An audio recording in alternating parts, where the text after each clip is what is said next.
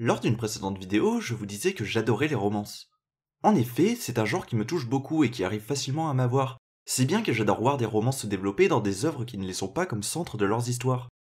Pourtant, bien que j'aime énormément ce genre, je ne vous ai que très peu souvent parlé de mangas et d'animés qui en ont fait le cœur de leurs intrigues. Ce que je compte rattraper dès maintenant. En effet, pour cette fin d'année, quoi de mieux que de parler d'une romance aussi bien écrite que déprimante. T'as le chic pour choisir tes sujets. Merci beaucoup. Du coup, aujourd'hui, on parle de Kanon. Kanon au bout du monde est donc un manga en 5 tomes dont les 3 premiers sont déjà disponibles chez nous aux éditions Akata. On le doit à Kiyo Yoneshiro, à qui on devait avant ça Boku wa Inu, un manga où les deux personnages principaux partagent une relation maître et... chien. Horrible ça. Mais surtout, Otokonoko wa Onanoko, un manga qui parle de recherche d'identité dans des contextes familiaux compliqués.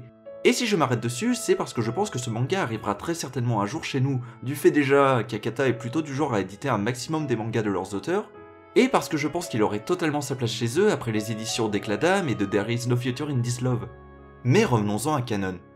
Tout changea le jour où des extraterrestres appelés gelés arrivèrent sur Terre. Suite à leur première attaque, les humains ont créé un corps d'élite qui avait pour but de lutter contre les gelés, dirigé par le comité SLC. Celui-ci n'ayant pas que pour but de combattre, mais aussi d'étudier les extraterrestres et d'optimiser leurs soldats. Depuis, la population s'est divisée en deux, ceux qui vivent hors sous-sol, protégés des attaques des gelés, et ceux vivant à la surface, devant régulièrement faire face au conflit. Tout cela alors qu'une pluie presque sans fin s'abat sur eux.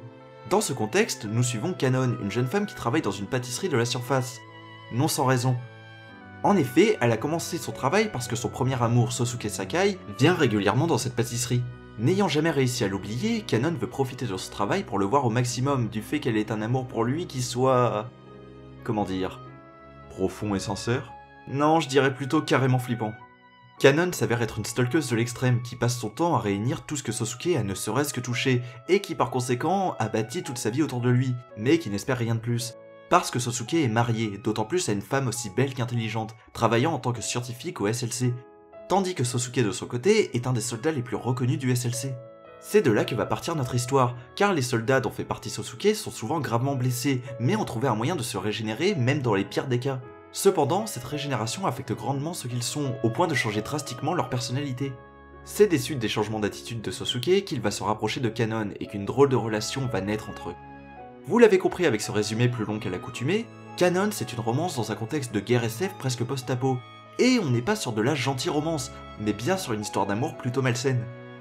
On va pas se mentir, notre protagoniste Kanon est un personnage sur le papier assez détestable, une stalkeuse qui se refuse à tourner la page et qui va s'immiscer dans la vie d'un homme marié.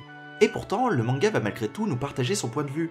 Au-delà de l'aspect dérangeant de son amour, on va très vite se rendre compte, qu'il est vraiment sincère, que Kanon est littéralement prisonnière de son amour, mais qu'elle a fini par développer un syndrome de Stockholm.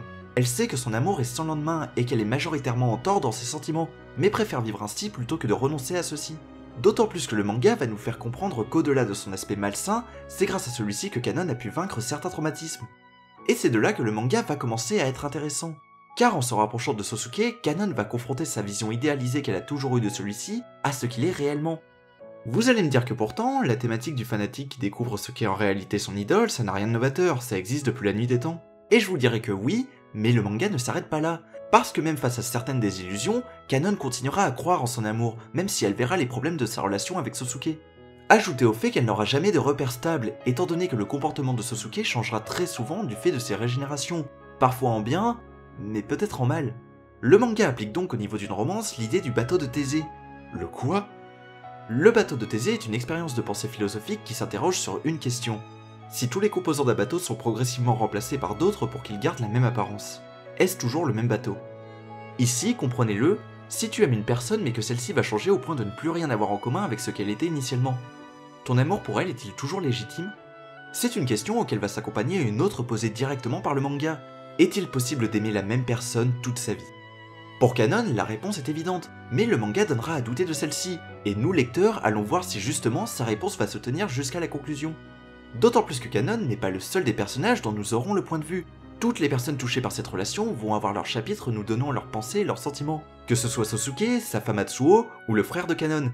Et autant dire que Kanon n'est pas la seule qui aura des choses à se reprocher. Jalousie, traquenard, manque de confiance, égoïsme, chacun montrera ses tares dans les relations du manga. Et au-delà de ça, il ne faut pas oublier la toile de fond avec les invasions extraterrestres qui vont jouer un rôle dans l'histoire. Le scénario va donc développer l'évolution des relations entre les personnages tout en les joignant à la lutte des humains contre les gelées qui sera source de rebondissements. Autant vous le dire, il y a des passages que je n'ai vraiment pas vu arriver. Je pense par exemple à la fin du tome 1 qui m'a laissé sur une réaction qui ressemblait à... Ok. Hein? Et à toutes les forces du manga, on peut ajouter le dessin qui renforce clairement l'histoire. Kiyo Yoneshiro arrive de par son style à retranscrire parfaitement la large palette d'émotions des personnages. Au quotidien, les personnages ont des physiques plutôt jolis, dans le sens où aucun n'est moche et aucun ne semble mauvais. Mais elle arrive à accentuer les côtés détestables des personnages en leur donnant des expressions démesurées, au point d'être gênants, ou froids au point de les rendre glaciales. En même temps, elle arrive à rendre leurs imperfections physiques dans certaines cases où elles sont dessinées de 3/4 dans des scènes où les personnages seront touchés, blessés, gênés ou sous le coup d'une forte émotion. On est sur un dessin qui reste au plus proche des personnages pour nous faire capter toutes leurs émotions et leurs facettes au maximum. De plus, elle ajoute à tout ça un découpage efficace qui donne un rythme à son dessin et qui intensifie les scènes de cassure soit de manière progressive, soit de manière subite. En gros, on est sur du très bon au vu de l'histoire. Avec cette vidéo, je pouvais difficilement vous parler de l'intégralité de Kanon et surtout pas de son développement, mais c'est très clairement un manga qui vaut le coup. C'est une romance qui marche très bien dans le fait qu'elle soit malsaine avec des personnages crédibles sur un fond qui permet plusieurs développements. Comme je vous l'ai dit en début de vidéo, j'ai pas spécialement pour habitude de vous parler de romance, et pourtant je vous recommande celle-ci sans souci. Kanon, c'est un très bon manga dont j'ai hâte de lire la conclusion. Si vous voulez le découvrir, vous pouvez dès à présent retrouver les 3 premiers tomes à un prix de 8,5€ l'unité. Voilà donc pour ce manga grande, j'espère qu'avec celui-ci et pour la nouvelle année, je vais redevenir plus productif. Et même si j'ai l'impression de vous dire ça à chaque vidéo, là je vais vraiment essayer de m'y tenir. En attendant, comme d'hab, tu peux laisser un commentaire, un j'aime ou plus important, partager la vidéo. Tu peux aussi me faire un petit don sur ma page Utip en regardant une pub. Non, sérieusement, ce serait sympa, hein. Sinon, il y a mes réseaux sociaux, Facebook et Twitter. Et je vous dis jusqu'à l'année prochaine. Allez, c'était Haru, salut!